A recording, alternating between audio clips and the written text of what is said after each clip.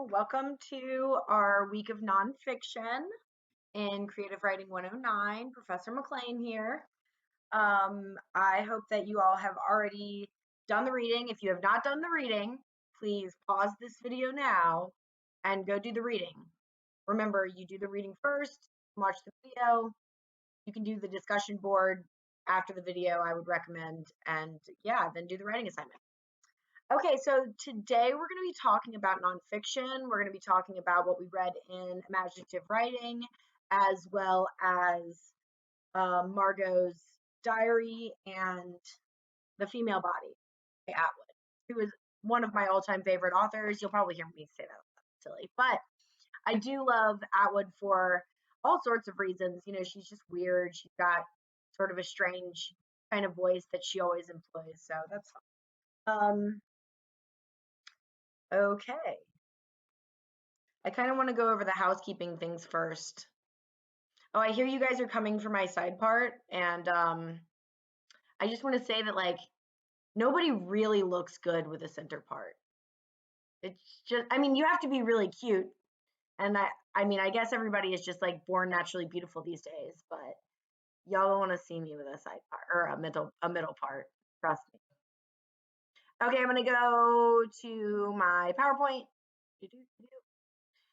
Starting with the housekeeping, I want you to go to the workshop Google Doc. You can do it right now or after the video, but you need to go. I wrote a couple notes in there. Please make sure that you're, communicating with your family members, just kidding, your group members, about that upcoming workshop on the 26th. I've got a couple notes in there looking at you guys who haven't written the times in. Okay, then I also need you to sign up for your office hour. Remember, both of these links are on Moodle. I'll see a few of you tomorrow, or, I say tomorrow, haha, Wednesday. I'll see a few of you Wednesday, and that's exciting. The Zoom link is on Moodle. Always go by the due dates in the syllabus. I realized today that the discussion board or something was off when I was looking at it, so make sure you always go by the due dates in the syllabus. And don't forget that each week discussion board, you have to respond to one of your classmates by Sunday. I have at least 3 or 4 of you who didn't do that last week. Okay, so now we're going to talk about nonfiction. I feel like nonfiction is one of the most accessible for you guys to find your voice. So we're starting with nonfiction. You got a lot of things that you can say about yourself. We all love to talk about ourselves, me included. So, we're going to start off with nonfiction. However, you might notice that both of the readings this week aren't memoirs. These aren't nonfiction pieces that are about specific. Start off with creative essay. The essay, which means to try. And this essay is much different from the essay you wrote, years ago sitting in those auditoriums. These are essays that are about what's on your mind, or something specifically that you have to talk about, something that you want to say about something to you. It gives you the opportunity to talk about your experience in life, as well as offer a perspective. If you're a baseball star, you can talk about your experience with baseball, but then you can go into the philosophy of baseball, right? And the, cultural weight of baseball. Literary nonfiction and creative nonfiction describe the kind of essays that may begin with a personal experience, but reach for a greater range and resonance. You can offer your own unique experience and then moving out, right? Moving out from the self. The essayist T. Clutch Fleischman, who I read this year, is so amazing. Time is a Thing a Body Moves Through is the name of their long essay. It's like a book-length essay. It's very cool. At one point in their life, they called anything they liked, be it a dance move, a floral arrangement, an advertisement, an essay, right? So an essay is like a unique perspective about. I just that like has oh, look at that, floral arrangement, an essay, right? It's hilarious. I mean, they said it was to be slightly provocative, but I think that it had resonance with me at least. All right. So more about the essay. There's freedom in the essay. This is on Imaginative Writing 220. There's freedom in the essay. You can talk about whatever you like and whatever style you like. Story, monologue, lesson, list, ronde, collage, right? So you're just going, talking about something. You can do it as creatively as you want, as you can see in this week's reading, or you can, try to stick more to the facts, as we also talked about in our discussion post and in the chapter Truth and Fact. A good example is on page 227, the Janet Burway talks about removing an old photograph from a frame and thinking about like the deliberate nature of putting a picture in a frame. And so she starts with something so small, very small task led to much deeper thinking about the nature of impermanence and enclosure, about photography, about family. So you start with a moment in your life. This is a really, a kind of trick out of essays, start with a moment in your life. You recount it. I was making my coffee this morning, blah, blah, blah. And then you move out and out and out. So one of, I think, the most important things you can take out of this entire nonfiction experience is looking at the chapter Fact and Truth that I assigned. There are so many things in here in this chapter that I think are really important. I mean, you should see my copy of imaginative writing that I'm looking at right now. Here, I'll show you. So this is one of the most marked up. I find it really enlightening. There's just so much in there that I think is important. So I'm going to try to be as concise as possible. However, I do want to, make sure that you guys have thought a lot about what this has to say. So right away, you start to think about in this excerpt, this chapter, about what is different between retelling, fact, essential truth, memoir. What are the differences? And the fact of the matter, to be a little ironic, is that the lines are blurred, right? So on 234, Janet Burrow writes, is a docudrama more documentary or drama? If a memoir or dialogue is it fiction or fiction? The living person's recognition in a biography is the piece honest. If you've taken 7 trips in a fishing boat and you want to write about it as personal experience, do you have to go 7 trips, or can you conflate them all into one trip and still call it fact? So these are questions that you have to answer yourself.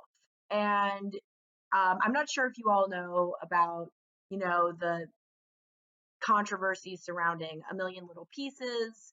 The author of that claimed it was a memoir. Turns out he mostly stole other people's stories and called it memoir. So the answer is that you have to ask yourself, is this the essential truth?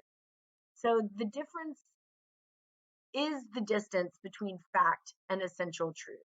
I really love the example on 235 about what does your mother wear? What would your mother be more likely to wear at a birthday party? Could you describe what she would wear to your birthday party? And if you did, would it be a cotton house dress with plaid lavender and yellow crisscross, a cotton house dress with piping on the collar, an Armani pantsuit, a Harley Davidson bikini? So one of these might be accurate, right? It might not be picture perfect snapshot that you saw from your 7th birthday and you could describe perfectly. I mean, for some of you that might be the case because there are so many photographs now, but for others, you just don't have these images like ready to go, ready to describe and look at and call them fact, right? You have to do the best you can. And if your mother would be more likely to wear that cotton house dress, remember, it's not the essential truth if you put her in the Harley Davidson bikini. So they don't always have to be factual perfect, but the essential truth, the truth with the capital T, that is important. And also one of the things that I like what it says is you need to bring those images into focus in your imagination as if it were fiction. right? You use the same sort of prose. And when I say prose, I'm just going to remind you, I mean written in sentences and paragraph form versus verse in poetry. But you have to describe these things in nonfiction creatively with air quotes around it. In other words, you have to talk about it as if it were fiction. So I like the description, the way that this is written in imaginative. She wore a cap sleeve cotton house dress, a plaid of lavender and yellow crystal. Or she wore a cotton house dress with piping around the collar, sprigs of lily of the valley tied with a pink bow on a pale gray back, a pale gray. So you get these descriptions in the way that is beautiful, not just, oh, my mom, she used to like to wear dresses, so she was probably wearing a dress that day. I mean, that could be too. It's all relative, right? Okay, and then finally, unlike fiction, there is an absence of the intent to deceive. You're trying to get people to really believe you and hear your essential truth. So bottom line, basic nonfiction, write your truth, write your perspective, start personal, and move out. Okay, let's talk about the reading. Kind of weird, right? So we'll start with the female body. Right away, we see from the very first few words that this isn't going to be a typical essay about the objectification of the female body. This isn't going to be some kind of op-ed piece. We see that this is going to talk about the female as, a literal object, but we also know she's going to do it in a way that is fresh, a little poetic, different, right? Tongue in cheek. Um, Maybe even satirical, right? So we've got this repetition of topic, the word topic in the first section. I get up in the morning, my topic feels like hell. I sprinkle it with water, brush parts of it, rub it with towel, powder it, add lubricant. I dump in the fuel, and away goes my topic. Topical topic, controversial, spacious, pumping topic, and nearsighted topic. So we see that this is about, the body is an object and all its moving pieces, and we understand that she's going to make a point likely about, again, the objectification of the female body, but she's doing it in a way that is um, poetic, right? It's different. And one thing it's not fiction. This isn't a story. This is an essay. This is a really, beautiful, creative, personal essay. And she's done a few things here that we can sort of take and steal and put in our toolbox, right? So the idea that she broke it up into different numbered sections. She introduced characters that are likely people, her experience. The she is likely her. And if it's not, it's still working towards her essential truth, right? We can a lot of the pieces of dialogue, and they're also not in quotes. Another thing that nonfiction often does, the dialogue shows up without quotes. Most of the time that means that the author is, conceding that this isn't fact, right? This is through memory, this is through experience, this is dialogue she knows would fit the situation, which is a lot of what we get, right? So 246 said, I won't have one of those things in my house that give the young false beauty that she'd fall on her face. And we know that's a nod towards Barbie.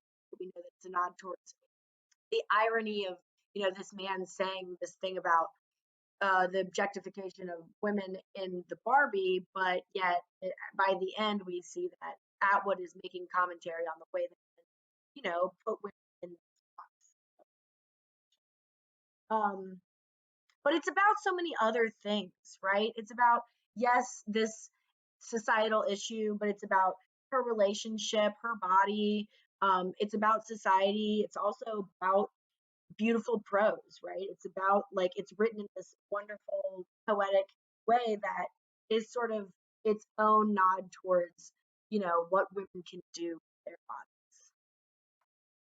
There's so many metaphors that she uses here. She calls women a door knocker, a natural resource, a giant weapon, Mellon, she talks about metaphors. So it's again this like meta commentary on the existence of women's bodies while like inside this essay. I don't know. I just think that the way she talks about the essay without talking about it is just so.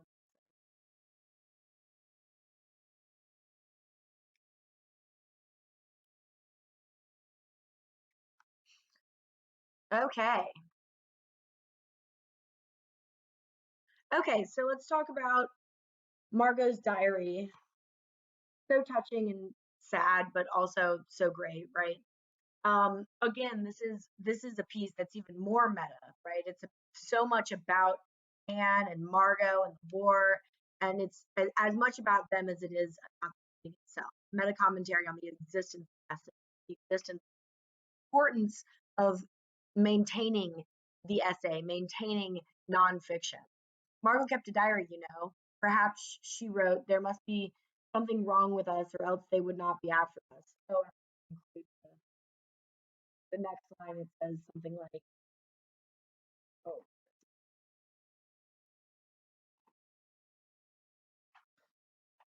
"Oh, Margot kept one, She was the daughter known to be smart, studious, reflective."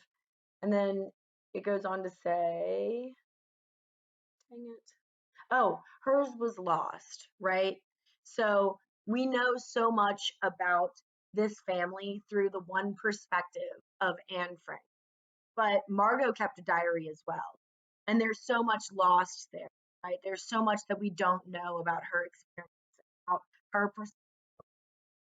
So Weisenberg goes on to, make assumptions about what Margot's experience would have been like. And so, he engages the reader in a contract about the capital T truth, about the essential truth. This is and would be Margot's experience, right? He writes directly in quotes, "Perhaps Margot remembered Frankfurt, the house, the neighborhood, the protective feeling of it." And he writes in first person as if Margot wrote it. Yet we know, because of the way that he's constructed this essay, we understand, we engage in this contract with him that makes sense to us. We know this is not her writing, but what she would have written. And so therefore it's so much about Margot. It's so much about Margot Frank, who is sort of a quiet character in so much, so many stories about Anne Frank. Yeah, this piece is just so touching about, perhaps Margot grieved. He gives us some timelines that he knows about her. So we do have some facts here. July 1943, August 4th, 1944. He uses this blend of essential truth and of fact to really narrow in his point, right? Margot ran out of language. Everything seeped from her. She was barely 18. Her name appeared on lists of people who didn't come back. The day of death unmarked.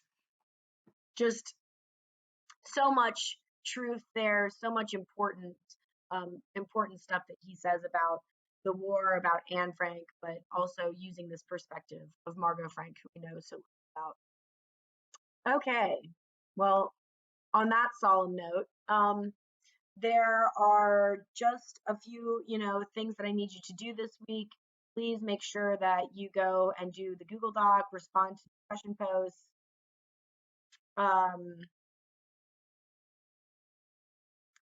Workshop. I think that's it. Office hours. Oh, the last thing is your Open Creativity Project opened this week. So if you don't know what I'm talking about, go click on the link that's at the top of the Moodle page. Out. It's really straightforward. Just give me something not for the class that you're creativity. Okay, well, I appreciate you all, and I'm looking forward to the office hours tomorrow, and I'm also looking forward to catching up on what you all turned in Friday. I've responded to everybody, so yay. All right, please email me if you have any questions at all. If you need, thanks, bye.